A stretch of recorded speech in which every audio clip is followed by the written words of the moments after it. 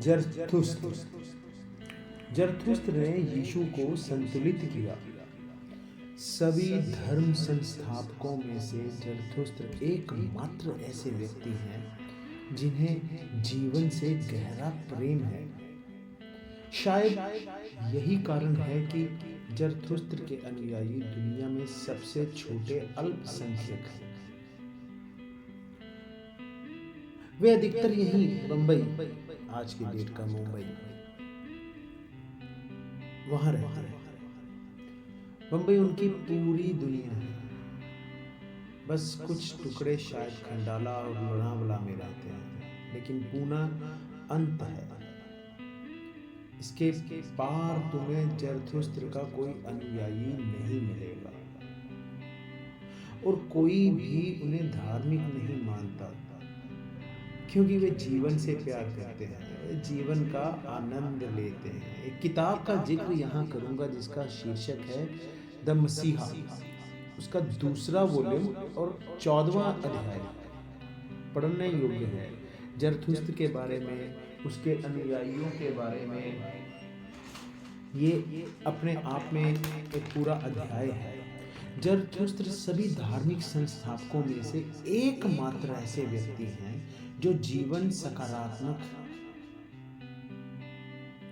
जीवन के खिलाफ नहीं है, जिनका उनके धर्म उत्सव का धर्म है।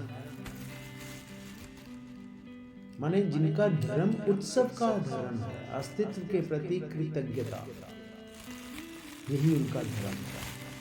वह जीवन के सुखों के विरुद्ध नहीं है, और वे संसार को त्यागने के पक्ष में भी नहीं है। इसके विपरीत वे संसार में आनंद मनाने के पूर्ण समर्थक हैं, क्योंकि इस जीवन और इस संसार को छोड़कर सभी काल्पनिक विचार हैं। ईश्वर, स्वर्ग और नरक, ये सभी मानव मन के प्रक्षेपण हैं, प्रमाणित अनुभव नहीं। वे वास्तविकताएं नहीं हैं। एक और किताब का जिक्र करूंगा जिसका शीर्षक है जरथुस्त्र। जरथुस्त्र शीर्षक अ गॉड दैट कैन डांस। इसका पहला ही अध्याय आप पढ़ेंगे और मंत्र मुग्ध हो जाएंगे। पढ़िएगा कि जरथुस्त्र चाहेंगे कि आपका जीवन एक बगीचा हो जहां पक्षी गाते हों, फूल खिलते हों, पेड़ नृत्य करते हों, जहां सूरज खुशी के साथ आता होगा। जरथुस्त्र पूर्णतः जीवन के लिए है, और यही कारण है कि उनके अधिक अनुयायी नहीं हैं। जहर फैलाने वालों, विनाशकारी लोगों के लाखों अनुयायी हैं, और एक अद्वितीय शिक्षक और एक अद्वितीय रहस्यवादी जिसका पूरा संदेश प्रेम और जीवन है। इसको दुनिया का सबसे छोटा धर्म मिला है। जरथुस्त्र, अ गॉड दैट कैन डांस, जिसका जिक्र मैंने अभी किया है। आप पहला अध्याय पढ़ें, उसके बाद दूसरा अध्याय पढ़ें, आप पढ़ते जाएं। ओशो ने बड़ा अच्छा लिखा है इस बारे में। जरथुस्त्र दुनिया में अब तक ज्ञात सबसे अधिक क्षमतामान व्यक्ति है। The most potential man the world has ever known is जरथुस्त्र।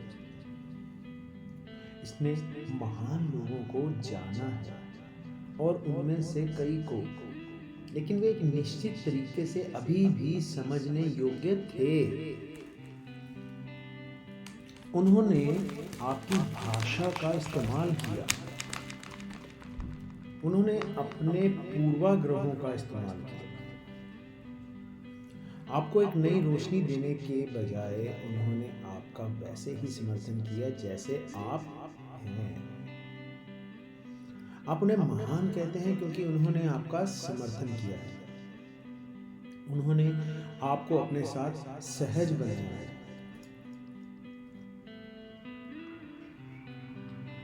जरथुस्त्र असुविधा, असंतोष पैदा करता है,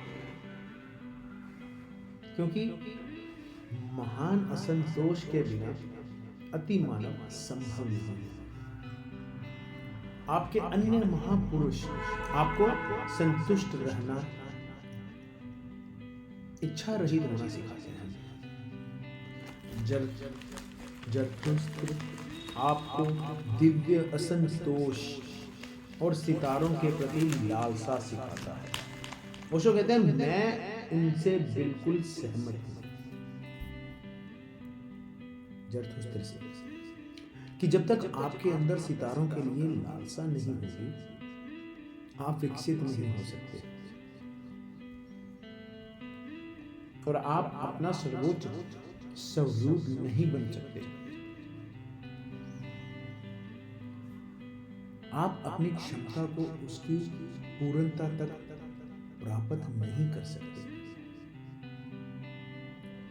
इसलिए उनके शब्दों को केवल शब्दों के रूप में नहीं, बल्कि बीज के रूप में सुने।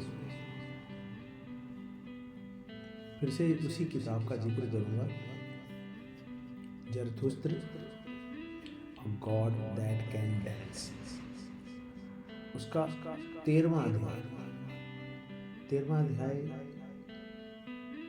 पढ़ने योग्य है, वर्णन योग्य है। जरथुस्त्र कोई पुजारी नहीं है, वे आत्मा के वैज्ञानिक हैं। He is a scientist of souls. उनके धर्म में पूजा करना शामिल नहीं है, उनके धर्म में परिवर्तन शामिल है। उनके धर्म का प्रतीक अग्नि है। अग्नि का प्रतीक महत्वपूर्ण है और यह एकमात्र ऐसी चीज है जो गुरुत्वाकर्षण को अस्वीकार करती है। यह नीचे की ओर नहीं जाता, यह हमेशा ऊपर की ओर जाता है। बहुत गहरी बात है, बहुत ही गहरी बात है। पता नहीं आप में से कितने लोगों ने ये चीज कभी सोची होगी कि अग्नि जो है वे गुरुत्वाकर्षण को अस्वीकार करती है। सामान्यतः हर चीज गुरुत्वाकर्षण के कारण ऊपर से नीचे की ओर आती है और अग्नि हमेशा ऊपर की ओर जाती है। इसी किताब का जरथुस्त्र, A God That Can Dance 18वां अध्याय पढ़ने योग्य है। आई बिलीव आप जैसे ही इस किताब को पढ़ना शुरू करोगे तो सारे के सारे अध्याय आप पढ़ोगे, आप किसी भी अध्याय को छोड़ोगे नहीं। जरथुस्त्र ईश्वर को एक निर्माता के रूप में नकारते हैं। Zarathustra denies God as a creator, but he is willing to accept God as the ultimate creation of human consciousness. यानी वो ईश्वर को एक निर्माता के रूप में नकारते हैं, लेकिन वे ईश्वर को मानव चेतना की अंतिम रचना के रूप में स्वीकार करते हैं। गलतफहमी से बचने के लिए वह चेतना के इस अंतिम विकास को सुपरमैन कहते हैं। सुपरमैन उसका भगवान है, लेकिन वह आरंभ में नहीं आता, वह चरम बिंदु पर अंत में आता है। वह आपका स्वामी और स्वामी नहीं, वह आपका विकसित रूप है, परिष्कृत रूप है। इसलिए एक और बात याद रखनी होगी, जरथुस्त्र एक ईश्वर में विश्वास नहीं कर सकते। लाखों प्राणी हैं, वे सभी विकसित हो रहे हैं और लाखों देवता होंगे, क्योंकि प्रत्येक जीवन में भगवान बनने का बीज क्षमता है। जरथुस्त्र ईश्वर और धर्म की अवधारणा में संपूर्ण क्रांति लाते हैं। अब धर्म कोई पूजा या आस्था नहीं रह गया है। अब धर्म मनुष्य का सबसे बड़ा रचनात्मक कार्य बन गया है। Zarathustra brings a total revolution in the concept of God and religion. Now religion is no longer as a worship or a belief. Now religion becomes the greatest creative act of man. एक और किताब का वर्णन करूंगा, उसका शीर्षक है जरथुस्त्र the laughing profit. उसका पहला ही अध्याय पढ़ेंगे आपको इस बारे में ज्ञात हो जाएगा कि ओशो जरथुस्त्र के बारे में क्या क्या कि जरथुस्त्र कहाँ से कहाँ तक उसके अनुयायी है और वो क्यों महान है। तो थोड़ा और संक्षिप्त वर्णन है जरथुस्त्र का। अगले पॉडकास्ट में किसी और के बारे में बात करेंगे कि ओशो क्या कह के गए हैं। कुछ एक ऑडियो कैसेट्स हैं मेरे पास, दुर्लभ हैं, उनको मैं दोबारा से सुन के ट्रांसलेट करने की कोशिश करूँगा। जैसे पहले पॉडकास्ट में मैंने आपसे रिक्वेस्ट किया कि आप एक बार ओशो को पढ़ें, सुने और वो उस तरीके से समझने की कोशिश करें जिस तरीके से ओशो कहना चाहते हैं। Now don't forget to like, subscribe and share this channel. हर बार की तरह मैं आपसे रिक्वेस्ट करूंगा, इन बच्चों को हौसला अफजाई आपके हाथ में है। आपका आशीष, आशीर्वाद और समर्थन और आपका सपोर्ट इन्हें मिलता रहे तो ये बहुत कुछ कर जाएगा। So don't forget to like, subscribe and share this channel. अगले पॉडकास्ट में बात करेंगे किसी और के बारे में और ओशो के बारे में। तब तक साथ बनाए रखिएगा। जय